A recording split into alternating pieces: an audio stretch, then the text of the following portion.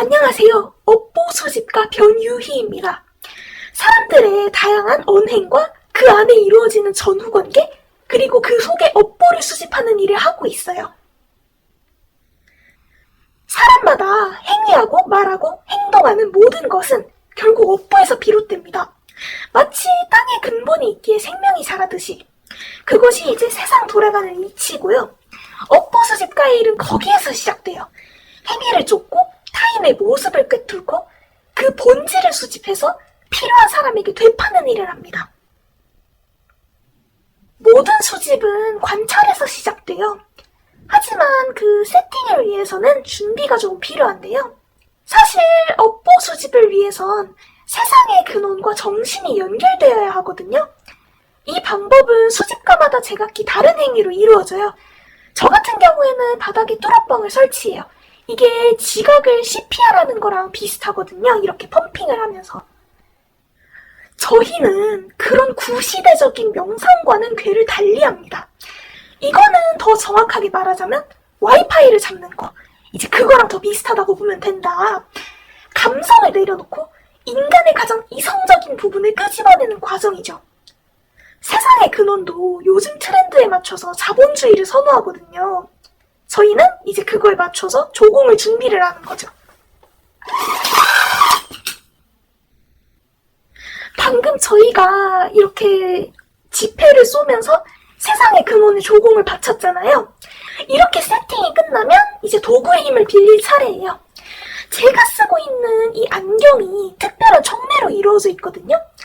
이것을 끼고 타인의 관찰을 하면은 내가 관찰한 모든 것들을 자동으로 기록하고 저장을 할 수가 있어요.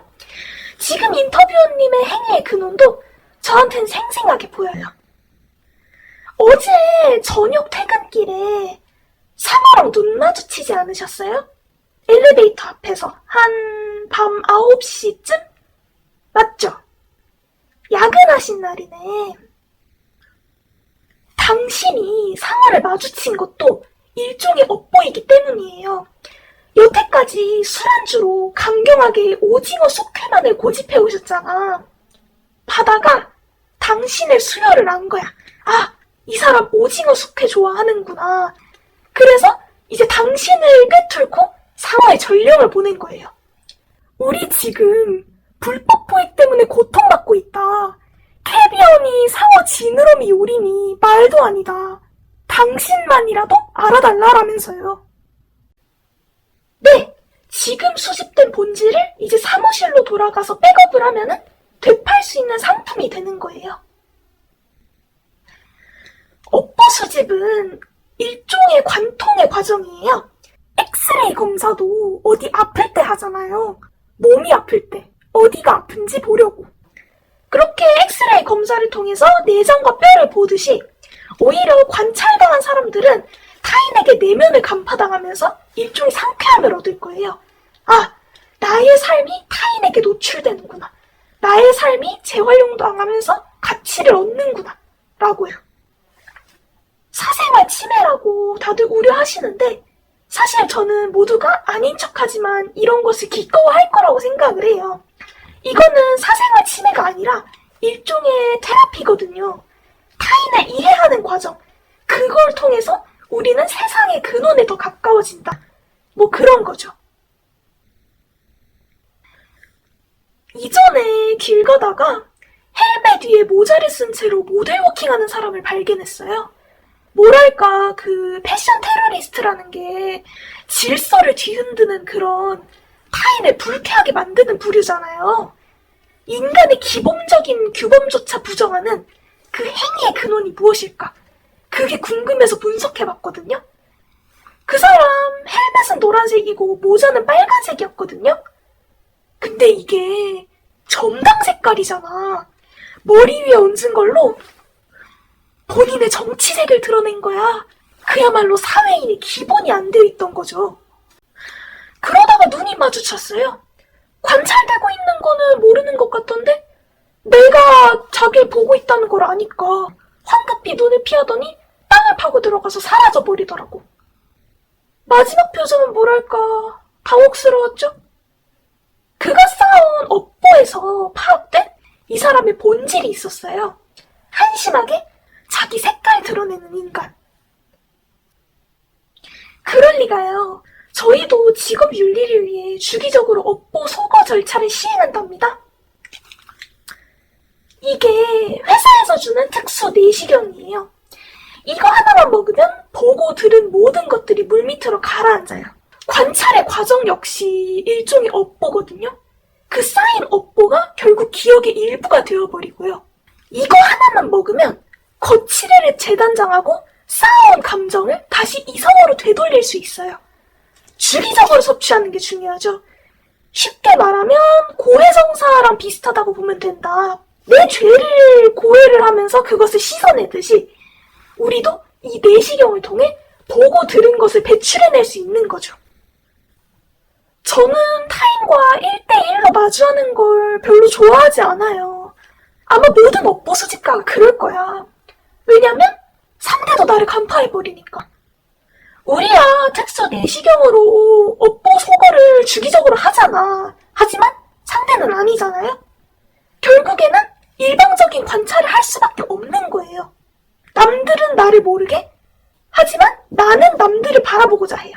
이것이 저희 업무의 기본 신조랍니다.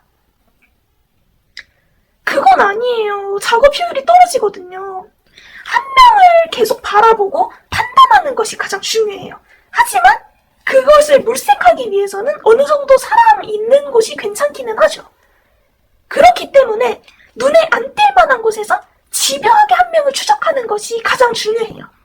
앞에 사례들도 비슷하잖아요. 그 사람들의 이면을 깊게 수집하는 만큼 이런 것이 중요한 거다. 물론 어쩌다 보니 은밀한 부분까지 보게 될 수 있지만 이거야말로 진짜 본질의 정수거든요. 완전 엑기스다 이거야. 결국 이 모든 건 필수적인 요소예요. 사실상 직업적 고충이죠. 사람들에게 깊이 되는 사안이지만 뭐 어쩌겠어요.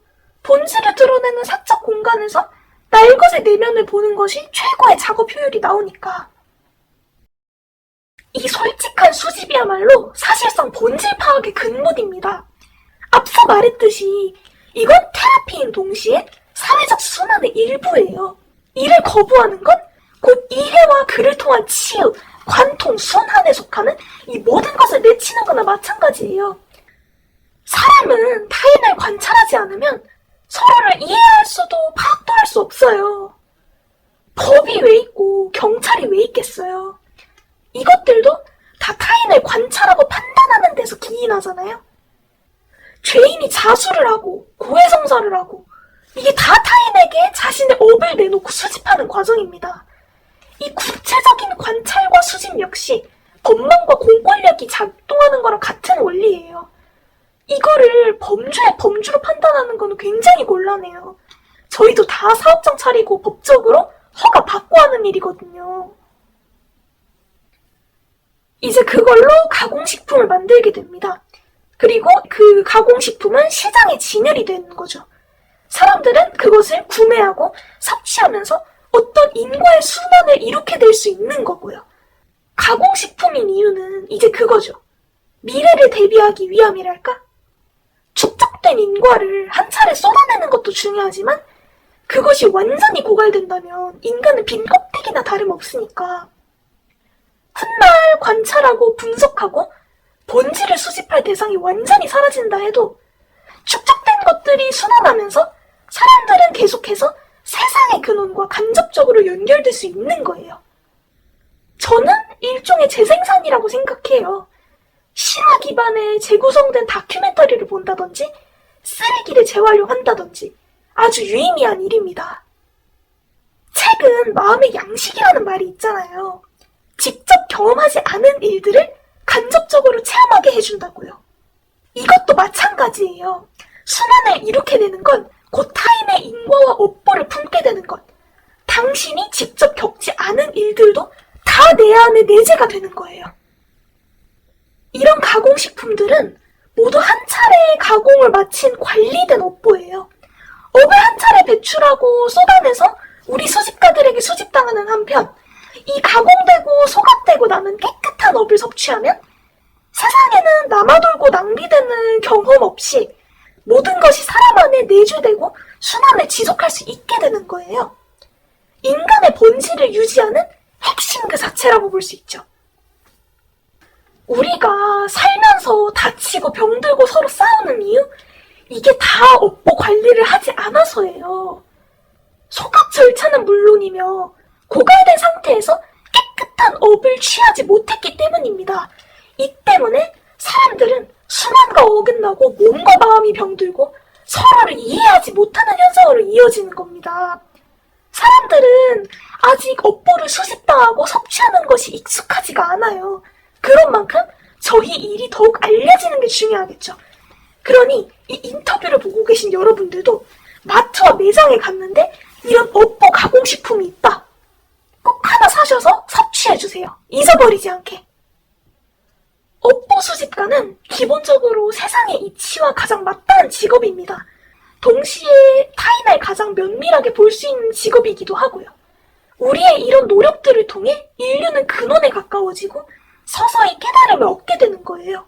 사실 사람들이 저희의 노고를 알아주지 않아도 괜찮아요. 왜냐하면 저희는 세상과 사람들에게 필요한 일을 하고 있으니까요. 인터뷰 감사합니다.